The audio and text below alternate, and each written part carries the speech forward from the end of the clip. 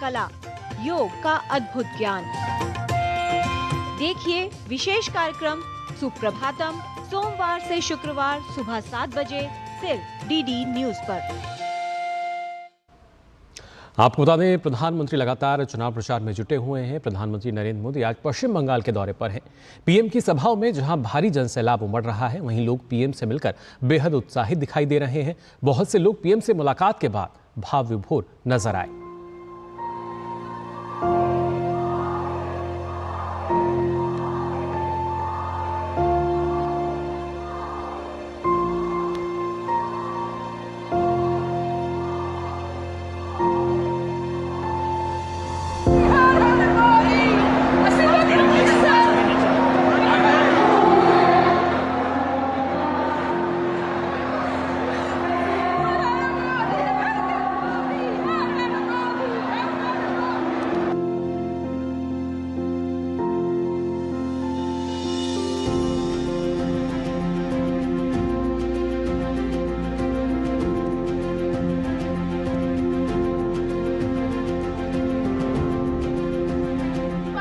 होने के लिए कि हम कैसे उससे मतलब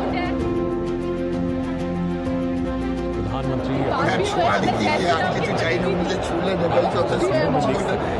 इस तरीके से भाव विभोर होते हुए नजर आए। हम बहुत खुशनसीब भी है कि हमने पीएम साहब को अपने सामने से देख पाए और हम अंदर से इतने नर्वस थे उनसे पहली बार मुलाकात होने के लिए कि हम कैसे उससे मतलब इंटरेक्ट करें, लेकिन वो बहुत मतलब अच्छे से हमारे साथ उनकी बात भी हुए। हमने जय श्री राम की ध्वनि भी दी।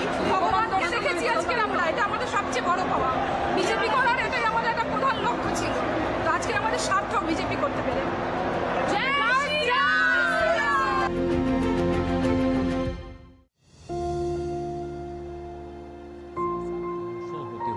क्योंकि उनके सामने कोई और नहीं बल्कि देश के प्रधानमंत्री नरेंद्र मोदी थे। भाव विभोर होते हुए नजर आए। वहाँ जो लोग पहुंचे उनसे मिलने के लिए, और एक अलग तरह का जुड़ाव सीधे तौर पर प्रधानमंत्री का रहता है जनता के बीच जाकर, और वो कहते हैं मेरे ये परिवारजन हैं।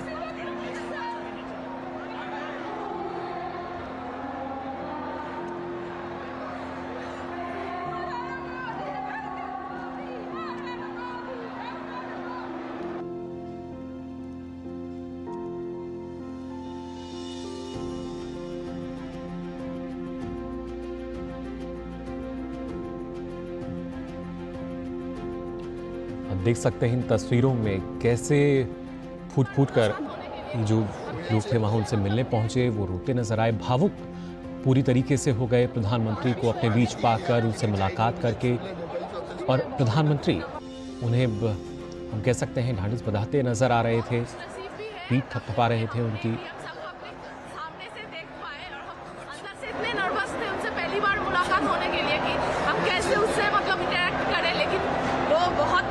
अच्छे से हमारे साथ उनकी बात भी हुए। हमने जय श्री राम की ध्वनि भी दी। ভগবানকে দেখেছি আজকে আমরা, এটা আমাদের সবচেয়ে বড় পাওয়া। বিজেপি করার এটাই আমাদের একটা প্রধান লক্ষ্য ছিল। তো আজকে আমাদের সার্থক বিজেপি করতে পেরে। জয় শ্রী রাম। तो ना सिर्फ लगातार नारे जयकारे, बल्कि जो एक रिश्ता है प्रधानमंत्री के साथ आम जनता का, प्रधानमंत्री लगातार इस बात को कहते हैं कि ये जनता नहीं मेरे परिवारजन है। और उसी परिवार का मुखिया जब अपने परिवार से मिलता है तो शायद कुछ इस तरह की ही तस्वीरें सामने निकल कर आती हैं। फिलहाल पश्चिम बंगाल के दौरे पर हैं प्रधानमंत्री। आप देख सकते हैं कैसे भावुक होती हुई नजर आई जो महिलाएं यहाँ पहुंची थी उनसे मिलने। एक युवक जो काफ़ी भावुक हुआ प्रधानमंत्री को देखकर, उनसे बातचीत करके।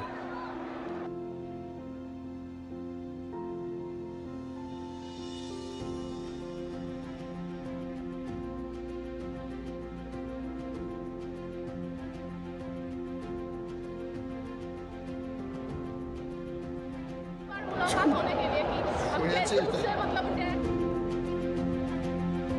ये तस्वीरें अपने आप में बहुत कुछ बयान करती हुई कि कैसे देश की जनता अपने प्रधानमंत्री को परिवार का मुखिया मानती है। बहुत खुशनसीब भी है कि हमने पीएम साहब को अपने सामने से देख पाए और हम अंदर से इतने नर्वस थे उनसे पहली बार मुलाकात होने के लिए कि हम कैसे उससे मतलब इंटरेक्ट करें, लेकिन वो बहुत मतलब अच्छे से हमारे साथ उनकी बात भी हुए। हमने जय श्री राम की ध्वनि भी दी।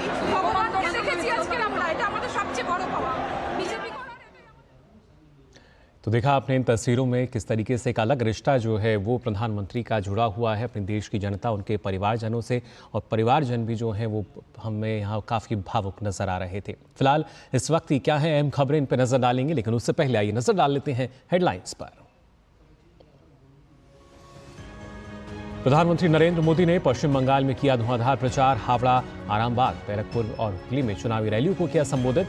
जनता को सीएए और आरक्षण समेत दी 5 गारंटियां। वोट बैंक की राजनीति को लेकर कांग्रेस टीएमसी पर जमकर साधा निशाना। बीजेपी के दिग्गज नेता भी कर रहे हैं ताबड़तोड़ रैलियां। अमित शाह ने उत्तर प्रदेश कौशाम्बी और रायबरेली में जनसभा को किया संबोधित। पूछा, गांधी परिवार को सालों से वोट देने के बावजूद रायबरेली की जनता को क्या मिला। उत्तर प्रदेश के मुख्यमंत्री योगी आदित्यनाथ ने सीतापुर में की चुनावी रैली।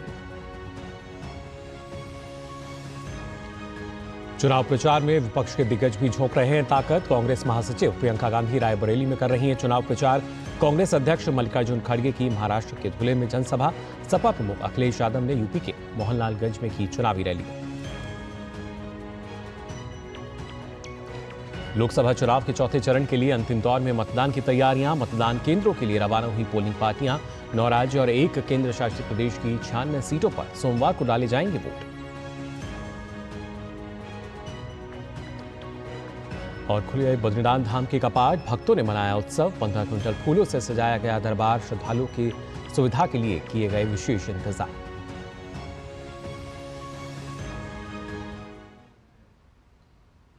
और आइए बुलेटिन में सबसे पहले बात करते हैं 24 की चुनौती की।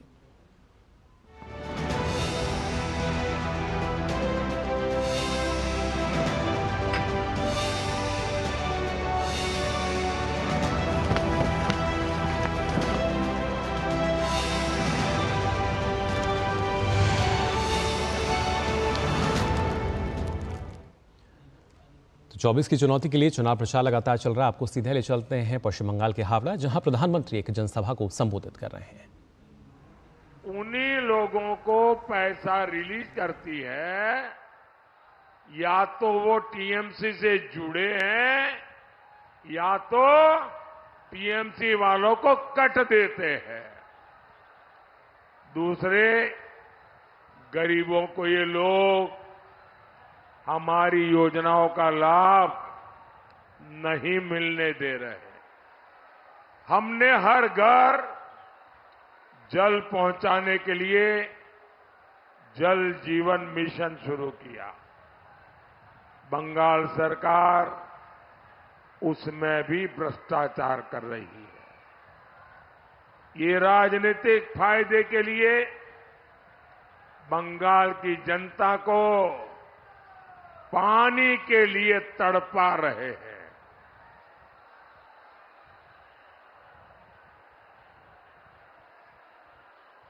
गरीब का हक मारने वाली टीएमसी को आप 20 मई को सजा देंगे या नहीं देंगे? सजा देंगे कि नहीं देंगे? जबरदस्त सजा देंगे? उनको उखाड़ के फेंक देंगे? साथियों, टीएमसी सरकार की प्राथमिकता आप लोग नहीं है, आप लोगों का हित नहीं है, आप लोगों की भलाई नहीं है। टीएमसी का तो एजेंडा है घूसपैठियों का भला, घूसपैठियों का हित। ये भारत के लोगों को बोहिरागो तो बोलते हैं, लेकिन दूसरे देशों से आए घुसपैठियों को बंगाल में कब्जा दिलवाते हैं। आप मुझे बताइए, एक घुसपैठिए बोहिरागो तो है या नहीं है? ये बंगाल के लिए खतरा है या नहीं है? साथियों, वोट बैंक पॉलिटिक्स के लिए कांग्रेस लेफ्ट और टीएमसी ने बंगाल की पहचान को दांव पर लगा दिया है। कई इलाकों में यहां के लोग अल्पसंख्यक हो गए हैं। टीएमसी के एमएलए खुलेआम हिंदुओं को धमकी देते हैं। वो कहते हैं कि हां, हिंदू कम बचे हैं, हम हिंदुओं को भागीरथी में डुबो देंगे।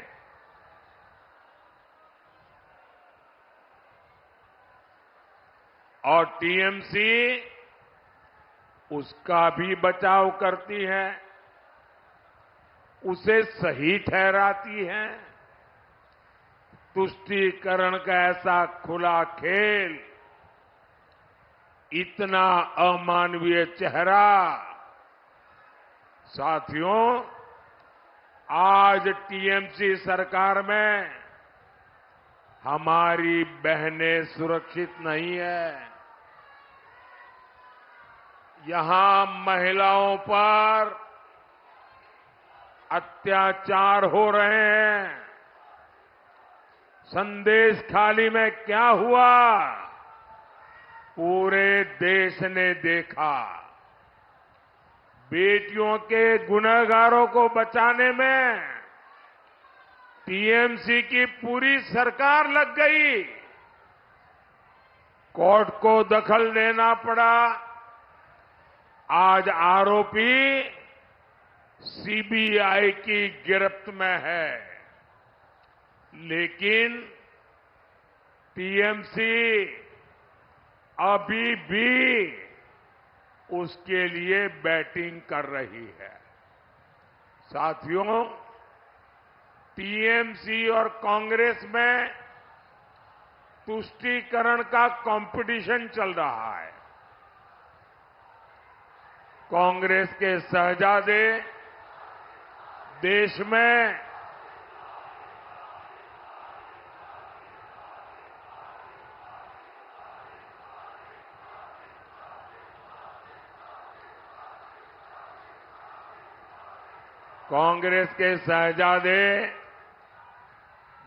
में सबकी संपत्ति की जांच करवाना चाहते हैं।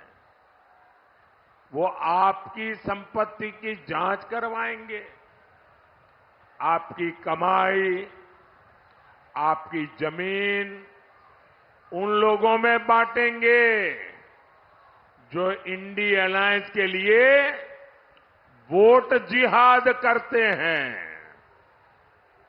ये लोग आपके बाद भी आपकी संपत्ति में से आधा हड़पने की बात कर रहे हैं। शहजादे कह रहे हैं कि वो इनहेरिटेंस टैक्स लगाएंगे। Congress party SC, ST, OBC का आरक्षण भी मुस्लिमों को देने की बात कर रही है। आप मुझे बताइए, ऐसे लोगों को पार्लियामेंट में भेजना चाहिए क्या? ऐसे लोगों को सजा मिलनी चाहिए कि नहीं? इनकी जमानत जब्त होनी चाहिए कि नहीं? साथियों, विकसित बंगाल का सपना सिर्फ बीजेपी पूरा कर सकती है, क्योंकि वो बीजेपी का संकल्प है। तो पश्चिम बंगाल के हावड़ा में फिलहाल जनसभा को संबोधित कर रहे हैं प्रधानमंत्री नरेंद्र मोदी, और उन्होंने कहा कि विकसित बंगाल का जो सपना है वो सिर्फ बीजेपी साकार कर सकती है। भाई, आपको ले चलते हैं उत्तर प्रदेश के गोंडा, जहां बीजेपी नेता अमित शाह एक चुनावी जनसभा को संबोधित कर रहे हैं। मिसरोलिया क्रॉसिंग, महादेवा क्रॉसिंग और सोनी गुमटी में 3 रेलवे ओवरब्रिज बनाए और 517 करोड़ कीर्तिवर्धन सिंह गोंडा के लिए रेलवे के कामों के लिए लेकर आए। और मैं आपको कहकर जाता हूं, 2 साल के बाद नवाबगंज रेलवे स्टेशन देख लेना, इंग्लैंड के रेलवे स्टेशन से कम नहीं होगा भाई। पूरा रेलवे स्टेशन नया बन रहा है। गोंडा से दिल्ली तक वंदे भारत ट्रेन चलाई, टिकरी रेलवे स्टेशन का नवीनीकरण हो रहा है। ग्रामीण आवास योजना के तहत 80,000 गरीबों को घर दिए। 3,36,000 गरीब माताओं को गैस का सिलेंडर दिया। 5 लाख घरों में नल से जल पहुंचाया। स्वच्छ भारत मिशन 6,17,000 घरों में शौचालय बनाए। 4,77,000 किसानों को किसान सम्मान निधि दी और 21,000 लोगों को मुद्रा लोन। ये आंकड़े पूरे यूपी के नहीं है, सिर्फ कीर्तिवर्धन सिंह के प्रयास से गोंडा के है भाई, गोंडा के है। पूरे अवध क्षेत्र में गरीब कल्याण का काम कहीं पर सबसे ज्यादा हुआ है तो अपने गोंडा में हुआ है। भाइयों बहनों, सपा की सरकार थी, ये गुंडे परेशान करते थे या नहीं करते थे? गरीबों की जमीन कब्जाते थे या नहीं कब्जाते? 2017 में आपने भाजपा सरकार बनाई, मोदी जी ने योगी जी को मुख्यमंत्री बनाया। योगी जी ने गुंडों को उल्टा लटका कर सीधा करने का काम कर दिया। आज हमारा उत्तर प्रदेश उत्तम प्रदेश बनने की दिशा में आगे बढ़ रहे हैं। पहले यहां पर देसी कट्टे बनाने की फैक्ट्रियां थी, अब डिफेंस कॉरिडोर में तोप के गोले बन रहे हैं जो पाकिस्तान को सीधा करने का काम करेंगे। यहां पर पहले वाहन चोरी का काम चलता था, अब वाहन बनाने की फैक्ट्रियां लग रही। चेन स्नेचिंग का इंडस्ट्री चलता था, इसकी जगह मेडिकल डिवाइस पार्क बनता है। और भाइयों बहनों, हमारे गोंडा में सबसे ज्यादा गन्ना होता है। इस सपा बसपा की सरकारों ने 20 चीनी मिलें बंद कर दी थी, भाजपा ने 20 को चालू किया, 5 नई बनाई और 38 मिलों की कैपेसिटी बढ़ाने का काम किया। और गन्ना की बुआई के क्षेत्रफल में 9 लाख हेक्टेयर की बढ़ोतरी करने का काम भारतीय जनता पार्टी ने किया। और मित्रों, 95 से 2017 तक सिर्फ 23,000 करोड़ का भुगतान होता था। 2017 में भाजपा सरकार आने के बाद गन्ना के किसानों को 2,50,000 करोड़ का भुगतान करने का काम भारतीय जनता पार्टी ने किया। इथेनॉल को पेट्रोल डीजल में मिक्स कर गन्ना किसानों का कल्याण किया और पूरा गन्ना का काम आगे बढ़ाने का काम नरेंद्र मोदी जी ने किया। भाइयों बहनों,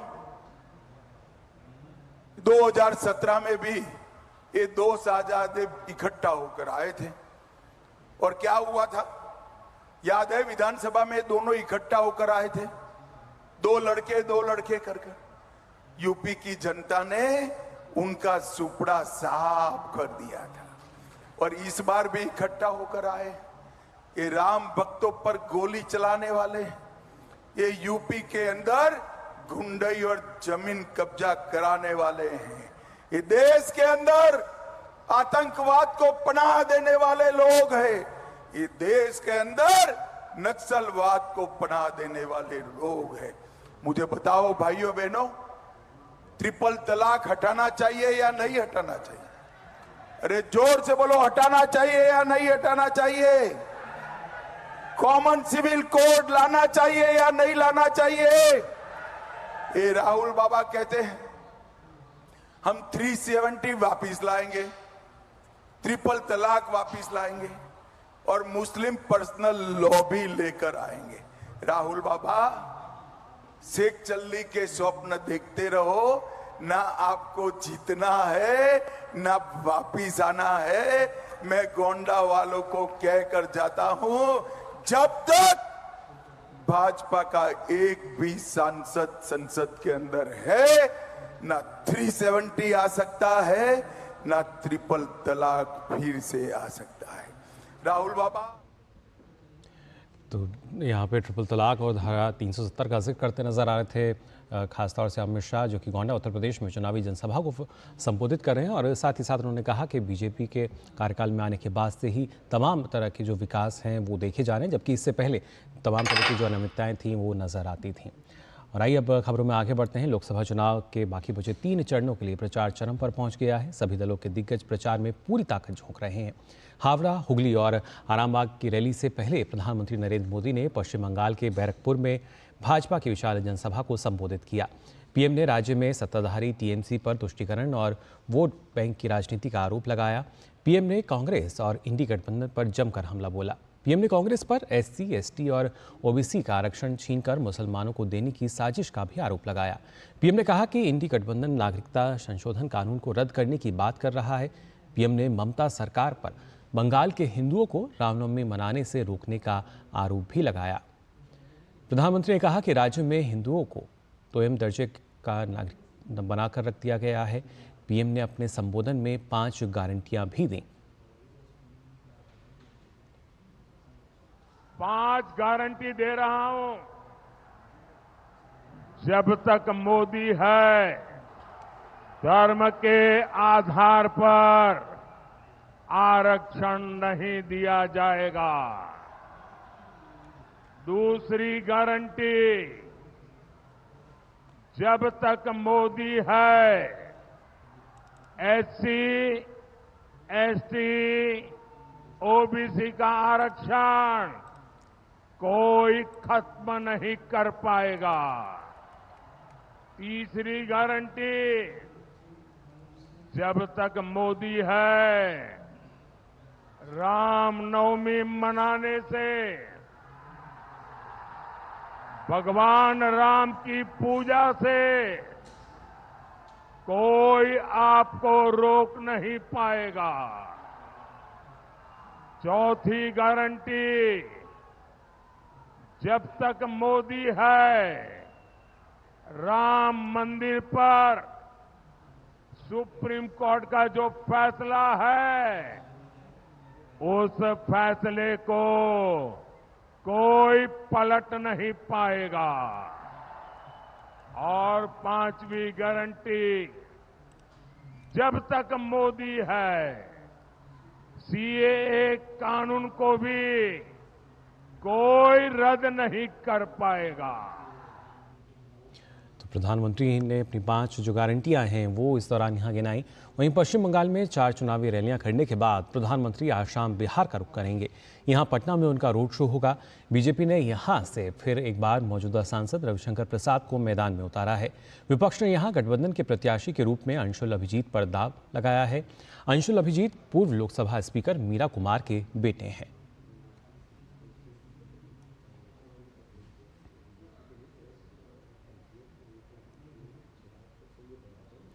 और फिलहाल बुलेटिन में हम यहां रुक रहे हैं, एक छोटे से ब्रेक के लिए जल्द हाजिर होते हैं।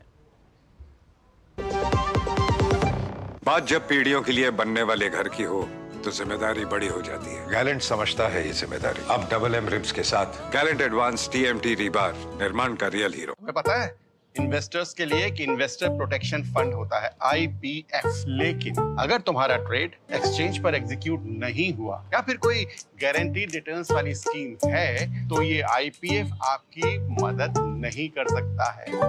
और अगर आपका ब्रोकर ही डिफॉल्टर बन जाए तो फिर IPF आपको कॉम्पेंसेशन दिला सकता है। कहाँ से सीखा? NSE की साइट पर। समझकर इन्वेस्ट कर। मैं कैप्टन होता ना, ओपन कराता। अब हर कोई ओपन करेगा तो मैच कौन क्लोज करेगा? तो भाई साहब, अब कोई किसी की लाइफ में आग नहीं लगा पाएगा। समर कूल, जो हर दिल करे कबूल। ब्रेक के बाद आप सभी का एक बार फिर स्वागत डीडी न्यूज पर। आइए खबरों में आगे बढ़ते हैं। भाजपा प्रवक्ता शहजाद पूनावाला ने पश्चिम बंगाल कांग्रेस अध्यक्ष अधीर रंजन चौधरी के बयान को लेकर कांग्रेस पर हमला बोला है। उन्होंने कहा कि अधीर रंजन के बयान से साफ हो गया है कि कांग्रेस का असली भ्रष्टाचार और उगाही मॉडल क्या है। उन्होंने कहा कि कांग्रेस दूसरों पर उगाही के आरोप लगाती है, लेकिन भ्रष्टाचार और उगाही उनके खुद के डीएनए में है। वसूली और उगाही और भ्रष्टाचार करना, करप्शन करना, ये कांग्रेस का डीएनए है। और कांग्रेस के लोकसभा के वरिष्ठ नेता अधीर रंजन चौधरी ने खुलकर बोल दिया कि यदि हमें थैलियों में और बड़े बड़े बक्सों में पैसे मिल जाते हैं तो हम चुप हो जाते हैं पार्लियामेंट पे किसी विषय पर, और अगर हमें नहीं मिलते हैं तो हम चिल्लाते हैं। कांग्रेस मतलब करप्शन, INC मतलब आई नीड करप्शन। ये पॉलिटिकल एक्सटोर्शन का खुला खुला खेल जो कांग्रेस करती है, मतलब पार्लियामेंट में या बाहर जो भी वो बात कहती है वो कौड़ियों के लिए कहती है। अगर कौड़ी आ जाए, दाम आ जाए तो चुप हो जाती है। तो जो भी विषय कांग्रेस उठाती है उसकी एक प्राइस टैग होती है। प्राइस टैग का पैसा मिला तो चुप हो जाती है कांग्रेस। वहीं पश्चिम बंगाल की बहरामपुर लोकसभा सीट से चुनाव लड़ रहे कांग्रेस उम्मीदवार और पार्टी के वरिष्ठ नेता अधीर रंजन चौधरी के एक यूट्यूबर को दिए बयान पर तमिलनाडु बीजेपी अध्यक्ष के अन्नामलाई ने हमला बोला है। के अन्नामलाई ने सोशल मीडिया मंच एक्स पर लिखा, 7वीं लोकसभा में कांग्रेस पार्टी के नेता अधीर रंजन चौधरी ने 40 सेकंड से भी कम समय में पिछले 10 वर्षों में कांग्रेस पार्टी के प्रचार की पोल खोल दी है। इससे ये भी पता चलता है कि राहुल गांधी पहले की तरह अपने प्रचार प्रसार पर जोर नहीं दे रहे हैं। दरअसल अधीर रंजन चौधरी ने एक यूट्यूब चैनल को दिए इंटरव्यू में अडानी अंबानी पर कहा कि वह अगर हमें रुपए देते तो हम संसद में उनका नाम पर हंगामा नहीं करते। नामुमकिन है, मुझ जैसे एमपी के लिए नामुमकिन है चुनाव लड़ना। एकदम एक बैग पैसे से बन जाएगा अडानी अंबानी। बड़ा बड़ा नोट मिले तो एक बैग से बन जाएगा आपका चुनाव। जैसे लोगों को मिल जाएगी तो मैं तो BPL हूँ। तो आप पार्लियामेंट में तो इनको बुरा भला कहते हैं, अडानी अंबानी को, सबको जरूर कहते हैं। फिर वो तो नहीं भेजेगी इसलिए कहते हैं, भेजने से चुप जाते। दादा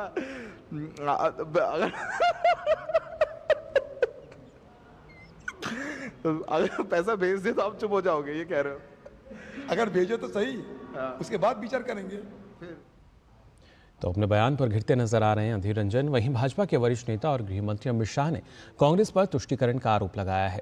उत्तर प्रदेश के रायबरेली में एक जनसभा को संबोधित करते हुए उन्होंने कहा कि यहां सोनिया गांधी ने 70% से ज्यादा सांसद निधि को सिर्फ अल्पसंख्यकों के लिए खर्च किया। यहां से चुन कर जाने के बाद सोनिया जी और इनका परिवार रायबरेली कितनी बार आया है? ये शाहजादे आज यहां वोट मांगने आए हैं। इतने सालों से वोट दे रहे हो, सांसद निधि से आपको कुछ मिला है क्या? जरा बोलो, मिला है क्या? उन्होंने खर्च पूरी की है। मैं हिसाब लेकर आया हूं, पूरा खर्चा किया है भाई। अब आप कह रहे हो मिला नहीं है, तो कहां गया? ये उनकी वोट बैंक में खर्च किया। भाइयों बहनों, आप उनकी वोट बैंक नहीं हो, आप उनकी वोट बैंक नहीं। 70% से ज्यादा सांसद राशि माइनॉरिटी में खर्च करने का काम सोनिया गांधी जी ने किया है। रायबरेली के दौरे पर गए केंद्रीय गृह मंत्री अमित शाह अचानक से रायबरेली में सपा के बागी विधायक मनोज पांडे के घर पहुंच गए। उनके साथ भाजपा प्रत्याशी दिनेश सिंह भी थे। गौरतलब है कि राज्यसभा चुनाव की वोटिंग के बीच मनोज पांडे ने मुख्य सचेतक के पद से इस्तीफा दे दिया था। इसके बाद उन्होंने सपा के खिलाफ वोटिंग भी की थी। वो सपा सरकार में मंत्री और 3 बार विधायक रहे हैं। उनकी गिनती अखिलेश के करीबी नेताओं में होती थी। वहीं कांग्रेस नेता प्रियंका गांधी ने उत्तर प्रदेश के रायबरेली में पार्टी के चुनाव प्रचार अभियान की कमान संभाल रखी है। प्रियंका गांधी आज जिले के हरचंदपुर विधानसभा में नुक्कड़ सभाएं और जनसंपर्क अभियान कर रही हैं।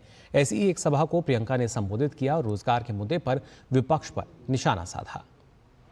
आपने देखा होगा यहाँ गांधी जी ने ITI शुरू किया, ITI खोला, डिजाइन इंस्टीट्यूट आया, अमेठी में डिजाइन इंस्टीट्यूट, BHA, HAL जैसी बड़ी बड़ी संस्थाएं आई।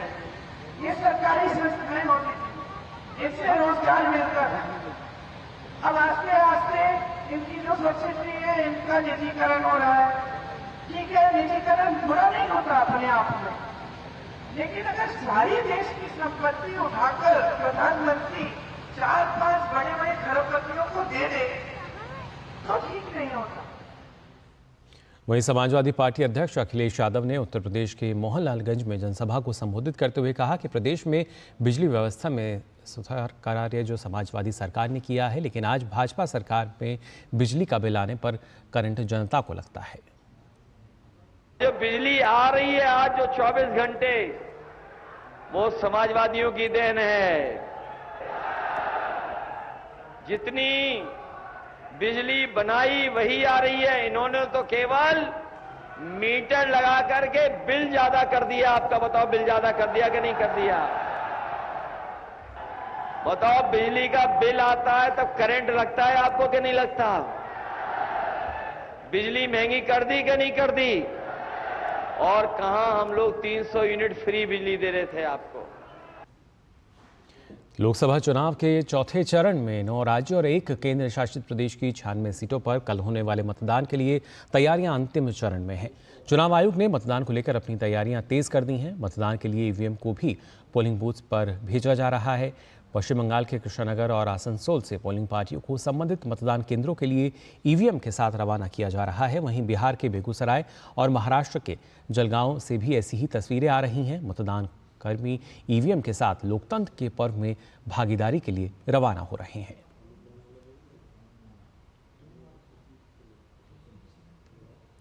तो फिलहाल के लिए इस बुलेटिन में बस इतना ही। आगे देखिए सांकेतिक भाषा का हमारा विशेष बुलेटिन मेरे सहयोगी गौरव श्रीवास्तव के साथ। मुझे दीजिए अनुमति। नमस्कार।